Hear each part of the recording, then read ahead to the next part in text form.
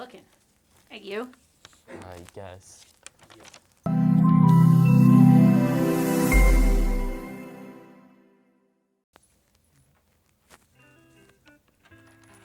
Okay. Yeah, let's start. Let me know when you are ready. So do we do a clap? Right? When we're ready? Yeah, I'll give you a countdown. Ready? We have to clap, right? When you do that? Yes. So 3, 2, 1. Okay. Today on KCAPA Tigers Talk, I'm gonna be interviewing the principal. I got a few questions here. First question: what brought you to KCAPA? What brought me to KCAPA? Yes. Well, besides my Pathfinder this morning, but to be serious, what brought me to KCAPA? Honestly, I was drawn to the fact that it was a Kappa high school. You know, that I wanted to come here and make sure that KCAPA had the feel and the talent of a Kappa high school and a comprehensive high school, to infuse those two things in this neighborhood high school. In addition to that, I was drawn to the fact that like Kappa is actually about like expression, right? Yeah. It's not just art and dance, and it's part of that, but every high school student, even if they're not into art and dance and music, wants to express themselves in some way. So I love the opportunity to not only expand on the programs that we have at KCAPA, but to also bring other offerings so that other students could express themselves throughout the curriculum and in other ways. Okay. Second question: what made you choose to be a principal here at KCAPA? Well, I think it's going back to those things that I just said. What made me choose it? I think when you're going to be a principal, you always look for the right fit, something that feels right, where you can see yourself and envision yourself, because you don't want it to feel like a job, Yeah. because that's just work. You want it to feel like home. And so coming to KCAPA, like I said, I think it touched on a lot of the things that I like.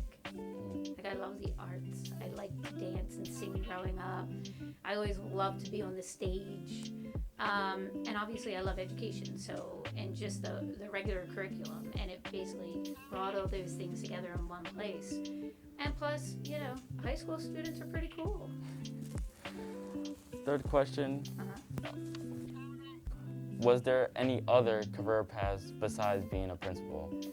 Was there any other career paths? Well, a principal is a teacher at heart, right? I started as a teacher, and as my career changed and grew, and I grew, it seemed like the next natural step for me. I was a coach, a teacher coach. After being a teacher, I was an assistant principal, and I like the challenge and the growth for myself, so it was just the next natural step. What else I would do, I don't know, because there's nothing else right now that I have my eyes set on. Okay. So, what's your policy on phones? And what's your policy? What's my policy on cell phones? Yes. Wow, we just totally shifted gears here, huh? Yeah. That's okay. All right, so what's policy on cell phones? Well, this year we collected a lot of data. We talked to a lot of people about cell phones, and we designed a policy as a school. Policy for cell phones is you can bring the cell phone in the door of the school. Once you come in the door, you shut it off, you put it in your bag for the day, with the exception of breakfast, if you come in early between that 7:30 and 8 o'clock, and whenever your lunch is.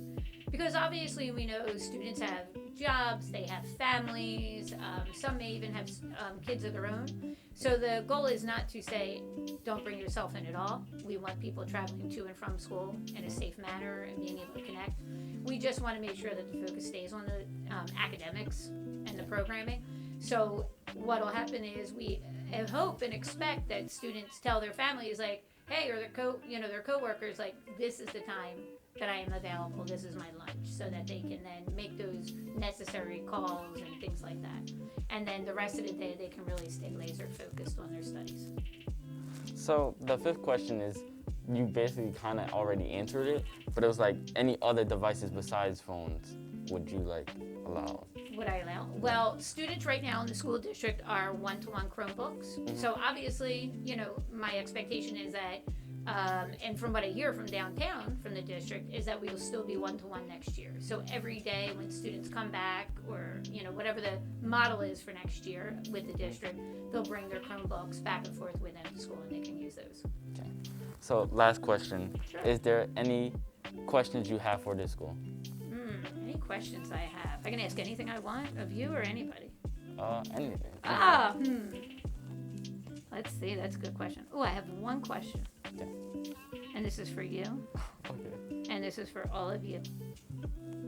Are you KCAPA proud? Yes. If you can answer that question with a yes, that's all I need. And to go back on question 5, I meant like devices like certain students raising like handheld consoles like Switches and Nintendo 3DS. Would those be considered like the same as phone policy? Just keep it away?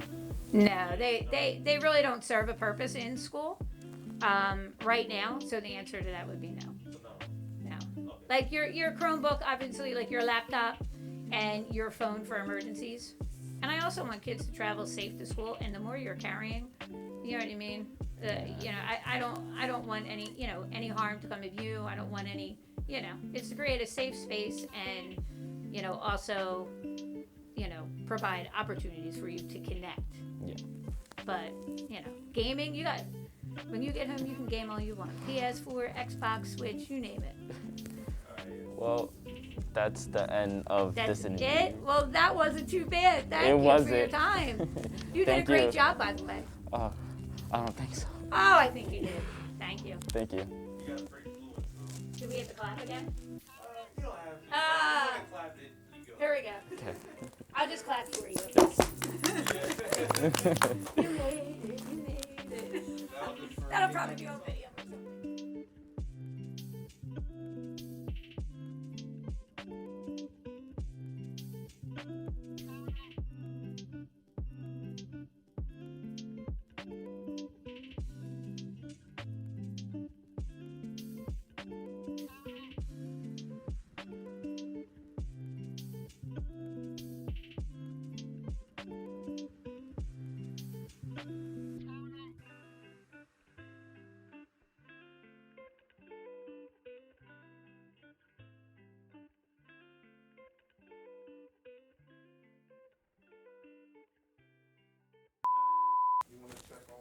Oh, I'm gonna mess up a lot. Making me break a sweat. I'm The pressure. never did none of this before. At least your hair looks fabulous.